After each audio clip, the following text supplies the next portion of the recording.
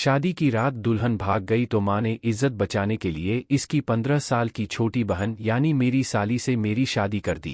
मुझे गुस्सा आ रहा था। वो तो बच्ची थी। सोचा कमरे में जाते ही तलाक दे दूंगा। लेकिन जैसे ही वह कांपते हाथों से दूध का गिलास लेकर आई और मैंने दूध पीकर नजरें उठाई, मेरी आंखें हैरत से फटी की फटी रह गई क्योंकि जिसे मैं बच्ची समझ रहा था वह तो पूरी आग निकली। क्योंकि दोस्तों, कहानी से फुल मज़ा लेने के लिए वीडियो को आखिर तक देखिएगा और मेरे साथ रहिएगा। मैं घर में सबसे छोटा था। मुझसे बड़े 2 भाई और 1 बहन थे और वह सब शादीशुदा थे। मैं सबका लाडला था। अक्सर ऐसा होता कि मेरे मुंह से बात निकलती नहीं और पूरी भी हो जाती। हमारा खुशहाल घराना था, एक दूसरे का ख्याल रखने वाला, इज्जत करने वाला और एक दूसरे के काम आने वाला। माँ जरा पुराने ख्यालात की थी। अपने खानदान और आसपास की बातों को बहुत अहमियत देती थी। हमेशा यही कहती थी कि लोग क्या कहेंगे। हम सब इसी बात से परेशान और तंग थे। माँ को हमारी इतनी फिक्र नहीं थी जितनी बाहर वालों की थी। किसी ने ठीक कहा, जिंदगी सबसे बड़ा इम्तिहान इसी से लेती है जो सबसे लाडला हो। मैं जिस कॉलोनी में रहता था वह भी इसी कॉलोनी में रहती थी। जब भी वह कॉलेज जाती मैं इसे रास्ते में देखता तो दिल संभालना मुश्किल हो जाता। लेकिन किस्मत का खेल ऐसा होता है कि जिंदगी में कब कौन अपना बन जाए पता भी नहीं चलता। वह इतनी खूबसूरत थी कि कोई एक नज़र देखे तो बार बार देखने की ख्वाहिश करे। वह किसी परी से कम ना थी। मैं तकरीबन अपनी पढ़ाई मुकम्मल कर चुका था और नौकरी की तलाश में था। अक्सर मोहल्ले के कोने पर खड़ा पाया जाता था। एक दिन वह कॉलेज के लिए निकली तो मैंने सोचा कि बात करूं। जैसे ही इसे रोका वह बहुत घबरा गई। मैंने बस इसके भाई का नाम लेकर उसके बारे में पूछा और कुछ कहने की हिम्मत ना हुई। इसकी घबराहट देखकर मुझे शर्मिंदगी महसूस होने लगी। हालांकि इस दिन मेरा पक्का इरादा था कि अपने दिल की बात कह दूंगा। उधर माँ रोज मुझे नौकरी की ताकीद करती थी कि जल्दी नौकरी कर लो ताकि वह मेरे सर पर सेहरा सजा सके। मगर मैं अभी शादी नहीं करना चाहता था। दोस्त कहते थे कि शादी बहुत बड़ी जिम्मेदारी है और इंसान मजबूर हो जाता है। मैं भी यही सोचता था। मेरे घर में 2 भाई शादीशुदा थे, इसलिए मैं सब देख चुका था। मैं चाहता था कि पहले वह अपनी तालीम मुकम्मल कर ले, फिर माँ को अपनी पसंद के बारे में बताऊं। रोज फाइल लेकर मुख्तलिफ कंपनियों में इंटरव्यूज के लिए जाता। वहां मेरे जैसे कई नौजवान अपनी फाइलें लिए बैठे होते। कुछ को कामयाबी मिलती और बाकी मायूस होकर अपनी फाइल बगल में दबाए वापस आ जाते। मेरे घर से घर छोड़कर उसके करीब एक मोहल्ले का दोस्त रहता था। ज्यादा दोस्ती नहीं थी, बस मोहल्ले और क्रिकेट टीम की वजह से थोड़ी जान पहचान थी। वह भी नौकरी की तलाश में था। मैंने नोट किया कि वह भी इसे वैसी ही नज़रों से देखता है जैसे मैं देखता था। पहले सोचा कि शायद मेरा वहम हो, लेकिन बाद में देखा कि जब वह लड़का इसे देखता तो वह भी मुस्कुरा देती।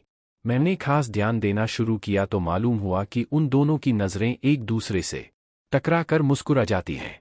मेरे लिए यह सब बहुत तकलीफदेह था, लेकिन मैं कुछ कर नहीं सकता था। मेरा इससे कोई रिश्ता तो था नहीं।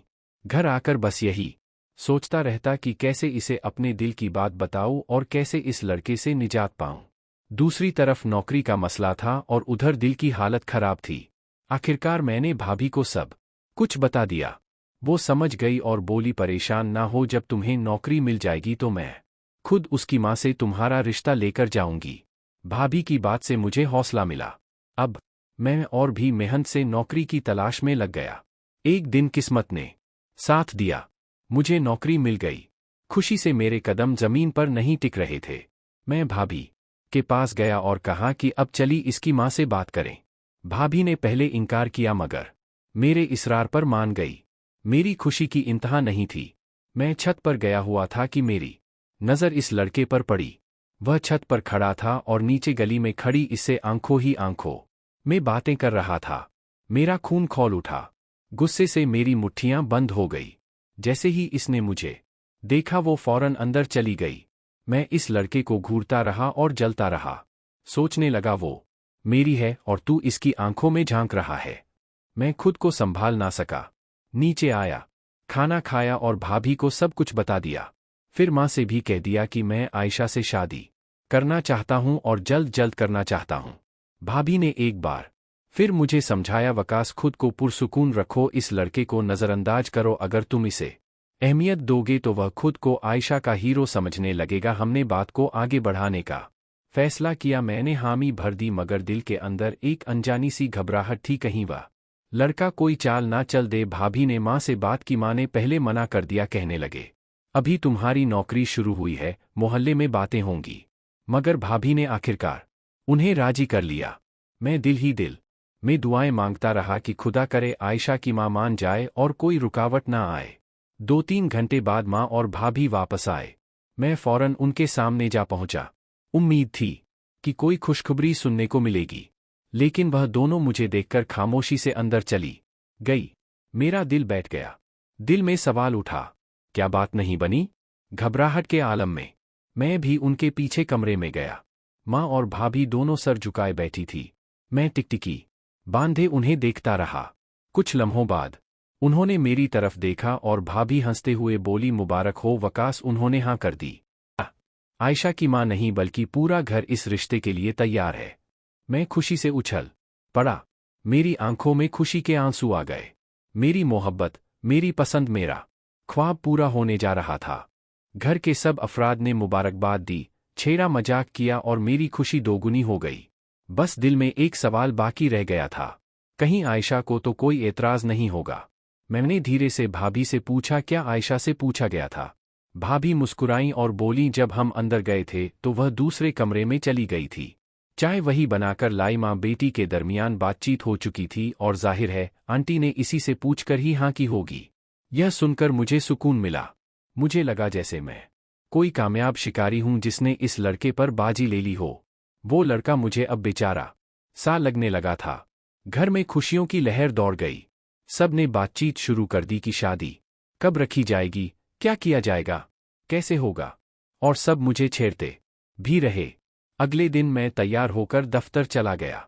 जाते हुए नजरें आयशा के दरवाजे की तरफ थीं कि शायद एक झलक मिल जाए, लेकिन वह नजर ना आई। दिन गुजरते जा रहे थे। फिर एक दिन फैसला हुआ कि आयशा की मां से शादी की तारीख मांग ली जाए।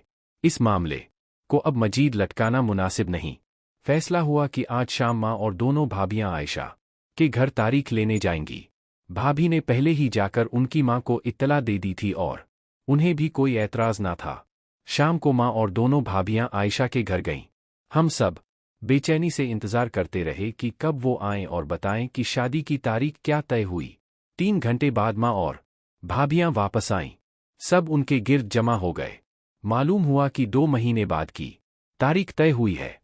सब ने एक दूसरे को मुबारकबाद दी, मिठाइयां मंगवाई और खूब खुशी मनाई। मैं बहुत खुश था। घर में भी खुशियों का समा था। सब ने शॉपिंग की फहरिस्तें बनाना शुरू कर दी। कपड़ों की बातें होने लगीं। तैयारियों के मंसूबे बनने लगे। अब मैं भी मुकम्मल इत्मीनान में आ गया था। पूरी तवज्जो और मेहनत से अपनी मुलाजमत में लग गया ताकि शादी तक अपना ऑफिसर का एतमाद जीत सकूं। इस दिन के बाद आयशा मुझे कहीं नजर न आई। बहुत चाहा कि इसे देख सकूं मगर वह तमन्ना अधूरी रही। बहरहाल यह इत्मीनान जरूर था कि वह अब मेरे नाम से मंसूब हो चुकी है। घर में तैयारियां जोरों शोर से जारी थीं। शेरवानी खरीदी गई। घर की सजावट का सामान इकट्ठा किया गया। सब खुश थे। भाभी और बहनों ने ढोलकी का प्रोग्राम बना लिया था। दोपहर को सब खरीदारी करते, रात को काम से फारिग होकर गाने गाते। मेहंदी वाले दिन मेरे हाथों पर मेहंदी लगाई गई। ढोलक गाने और मेहंदी की धूम थी। रात के 12 बज चुके थे मगर किसी को थकन ना थी। सब अपने में मगन थे। मैं दूल्हा बनने वाला था, वह भी अपनी पसंद की लड़की का। यह सोचकर मेरे दिल में खुशी की लहर दौड़ रही थी। सब तैयारियां मुकम्मल हो चुकी थीं। टेंट लग चुके थे। मिठाई की टोकरियां आ चुकी थीं। बारात बिल्कुल तैयार थी। मैंने आयशा के घर की तरफ झांकने की कोशिश की। वहां कुछ खामोशी सी लगी। मैंने भाभी से कहा, जरा पता करो वहां से कब रवाना होंगे, तैयारियां कैसी हैं? भाभी बोली, अभी देखती हूं। मैं मुकम्मल तैयार हो चुका था। भाभी घूंघट डालकर आयशा के घर रवाना हो गईं। घर में सब अफराद, कजिन, चाचा, मामू तैयार थे। हर तरफ जोशो खरूश था। थोड़ी देर बाद भाभी वापस आईं। मैंने देखा उनके चेहरे पर परेशानी के आसार थे। जिस खुशी से वह गई थी वह अब उनके चेहरे पर बाकी ना थी। माँ ने झंझला कर पूछा, क्या हुआ? तुम्हारा चेहरा उतरा हुआ क्यों है? मैं भी करीब पहुंचा और पूछा, भाभी सब ठीक है ना? भाभी खामोशी से मुझे देखती रहीं। माँ ने दोबारा सख्त लहजे में पूछा, कुछ बोलो भी, क्या बात है? वह आहिस्ता से बोली, वकास, जब मैं आयशा के घर पहुंची तो इसकी माँ जोरों से रो रही थी।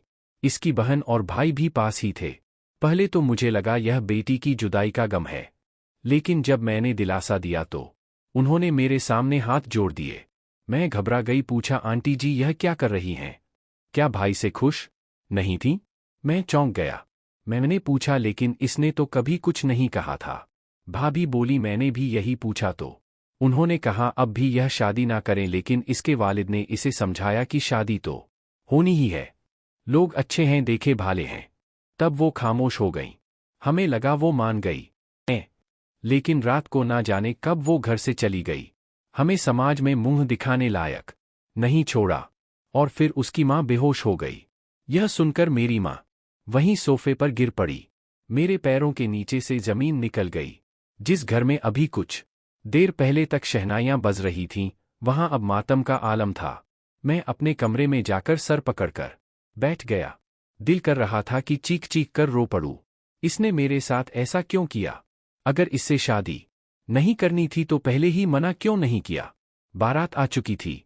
किसी ने बताया कि मौलवी साहब भी आ चुके हैं। अब क्या किया जाए? तभी माँ कमरे में आई। उनका चेहरा सदियों का थका हुआ लग रहा था। मैंने अपने आंसू छुपाते हुए उन्हें देखा। उन्होंने मुझे सीने से लगा लिया। मैं किसी छोटे बच्चे की तरह माँ से लिपट गया और रो पड़ा। मेरी आंखें भले ही खुश थीं, लेकिन दिल अंदर से टूटा हुआ था। माँ ने मुझे बिठाया और हौसला देते हुए कहा, वकास, अब तमाशा बनने से बेहतर है कि तुम मेरी बात मान लो। सब मेहमान आ चुके हैं, बारात आ चुकी है, लोग देख रहे हैं। मेरी बात मान लो। आयशा की छोटी बहन सारा से शादी कर लो। और मैं चौंक गया। लेकिन वह तो बहुत छोटी है और मैं अभी शादी नहीं कर सकता। माँ गुस्से में बोली, अब मेहनत किस बात की? तुम्हारी पसंद पर रिश्ता तय हुआ था। हमने कोई एतराज नहीं किया था। अब हमारी इज्जत की बात है। तुम अगर अब इनकार करोगे तो मैं अपनी जान दे दूंगी। नहीं माँ, ऐसा मत कहिए। मैंने फौरन उनके कदमों में गिरते हुए कहा, अब जैसा कहेंगी वैसा ही होगा। मेरी सारी खुशियां आप पर कुर्बान। अम्मा ने मेरे सर पर हाथ फेरा और प्यार से बोली, एक लड़की की वजह से अपनी जिंदगी बर्बाद मत करो। जिसने अपने माँ बाप की इज्जत की परवाह नहीं की, वह तुम्हारी क्या करेगी? तुम आगे बढ़ो। अब मैंने आंसू पोंछते हुए माँ की बात मान ली। अब घर के खास लोगों को सब कुछ बता दिया गया। तय किया गया कि बारात अब होटल जाएगी। भाभियों और बहनों ने मिलकर जैसे तैसे बात संभाल ली। मैं बुझा बुझा सा गाड़ी तक पहुंचा। जो गाड़ी कुछ घंटे पहले सजी हुई लगती थी, अब वीरान सी लग रही थी। शादी हो गई। कैसे हुई? क्या हुआ? मुझे कुछ नहीं पता। बस जो माँ ने कहा वह निभा रहा था। सब कुछ जैसे एक डरावना सपना था। बारात भी गई, दुल्हन भी आई, लेकिन यह शादी नहीं, एक समझौता थी। दिल से नहीं, हालात से की गई एक मजबूरी। क्या कुछ नहीं सहा? मैंने पूरे घर वालों की जो खुशियां थीं, जोश था, वह सब ठंडा पड़ चुका था। यह सब बस एक रस्म बनकर रह गया था। लोगों का मुंह बंद रखने के लिए या कहीं कि अपनी इज्जत बचाने के लिए मेरी यह शादी हुई या जबरदस्ती करवाई गई, मैं खुद नहीं समझ पाया। मैं जाकर सोफे पर किसी ढेर की तरह गिर पड़ा। सब मेरी हालत को समझ रहे थे। जिस इंसान की होने वाली दुल्हन शादी से कुछ घंटे पहले घर से भाग जाए, इसके चेहरे पर जो तमाशा लगता है, इसकी जलन कौन समझ सकता है? जिंदगी एकदम बेईमानी और बेमकसद लग रही थी। ऐसा लग रहा था कि हर नज़र मुझ पर हंस रही है। मैं सर पकड़कर बैठा था, खोया हुआ, टूटा हुआ। तभी मुझे अपने कंधे पर माँ का हाथ महसूस हुआ। वो मेरे पास आईं और बोली, बेटा कुछ खा लो, सुबह से कुछ नहीं खाया होगा। माँ को मेरी हालत का पूरा अंदाजा था। माँ तो माँ होती है, बगैर बोले सब समझ जाती है। उन्होंने मेरे सर पर हाथ फेरा। चलो उठो, खाना लगा दिया है। मैं बोला, माँ भूख नहीं है। लेकिन उन्होंने मुझसे हाथ जोड़कर कहा, मेरे लिए थोड़ा खा लो बेटा, मुझे तसल्ली हो जाएगी। माँ के लिए मैं कुछ भी कर सकता था। बड़ी मुश्किल से मैंने थोड़ा सा खाना खाया। तभी भाभी ने कहा, वकास अब कमरे में चले जाओ। माँ ने उनकी तरफ रहम भरी नजरों से देखा। उन्होंने मेरी पीठ थपथपाई और बोली, बुरी बात है, जो भी हो अब वह तुम्हारी बीवी है, तुम्हारी जिम्मेदारी है। माँ ने भी वही कहा। मैं किसी हारे हुए इंसान की तरह अपने कमरे की तरफ चल पड़ा। वही कमरा जिसमें रहते हुए मुझे सालों गुजर गए थे, जिसकी एक एक चीज से मुझे इश्क था। आज वही कमरा मेरे लिए प्राय अजनबी और घुटन से भरा हुआ लग रहा था। दिल नहीं कर रहा था वहां जाने का, लेकिन और कोई रास्ता भी नहीं था। मैंने दरवाज़ा खोला और जाकर कुर्सी पर बैठ गया। निगाहें मुझसे उठ नहीं रही थीं। दिल पर बोझ था और सर में सवार। क्या मैं इसे बीवी की तरह अपना सकूंगा? वह तो मुझसे उम्र में बहुत छोटी है। क्या मैं इसे अपनी शरीक हयात के तौर पर कबूल कर सकूंगा? मैंने धीरे धीरे जूते उतारे, एक कोने में रखे और शेरवानी उतारने लगा। तभी मेरी नज़र अपनी नई दुल्हन पर पड़ी। वो पलंग से टेक लगाकर सो रही थी। वो नींद में इतनी मासूम लग रही थी कि जैसे कोई छोटी बच्ची हो। मेरा दिल भर आया। क्या यह इसके साथ जुल्म नहीं हुआ? क्या मेरे घर वालों ने इसके बचपन से इसका हक छीन लिया? क्या यह लड़की सारा अब मेरी बीवी बन सकेगी? क्या मैं इसे वह दर्जा दे सकूंगा? मैं इसे देखते हुए सोचता रहा और फिर बिना कोई आवाज किए धीरे से बिस्तर पर लेट गया ताकि इसकी नींद खराब ना हो। पता ही नहीं चला कब मेरी आंख लग गई और मैं अंधेरे में कहीं खो गया। सुबह खिली तो यूं लगा जैसे सूरज जरा जल्दी निकल आया हो। मैंने करवट बदली और एकदम सीधा होकर बैठ गया, क्योंकि मेरी जबरदस्ती की दुल्हन सारा मेरे पास बैठी मुझे देखकर मुस्कुरा रही थी। मैं चौंक गया। मुझे बिल्कुल भी उम्मीद नहीं थी कि वो ऐसे हंसेगी। मैं तो इसे मासूम और डरी हुई समझ रहा था। वह बेबाकी से बोली, क्या अब डर गए? मैंने हल्की हंसी के साथ कहा, नहीं नहीं, डरना किस बात का। गला साफ करते हुए बोला, तुम रात को बहुत देर से कमरे में आई थी, इसने कहा और मेरा हाथ अपने हाथों में ले लिया। मैं इसकी हरकत से चौंक गया। यह लड़की जिसे मैं मासूम समझ रहा था, वह इतनी भी मासूम नहीं थी। मैंने कहा, हाँ कुछ देर हो गई थी, और धीरे से अपना हाथ छुड़ाते हुए कहा, तुम सो रही थी? इसने मुस्कुरा कर कहा, जी मुझे जल्दी नींद आ जाती है, अब जगाते तो उठ जाती। इसकी मासूमियत और सादगी मुझे हैरान कर रही थी। मैं उठा और फ्रेश होने चला गया। अब इस कमरे में एक लम्हा भी रुकने का दिल नहीं कर रहा था।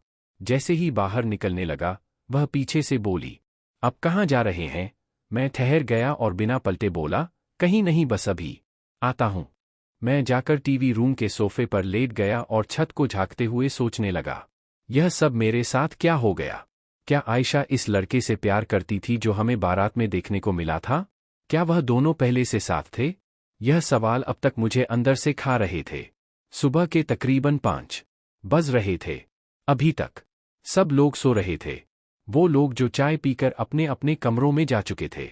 मैं धीरे से उठा और बाहर निकल गया। अब आयशा के घर की तरफ देखने की कोई ख्वाहिश नहीं बची थी।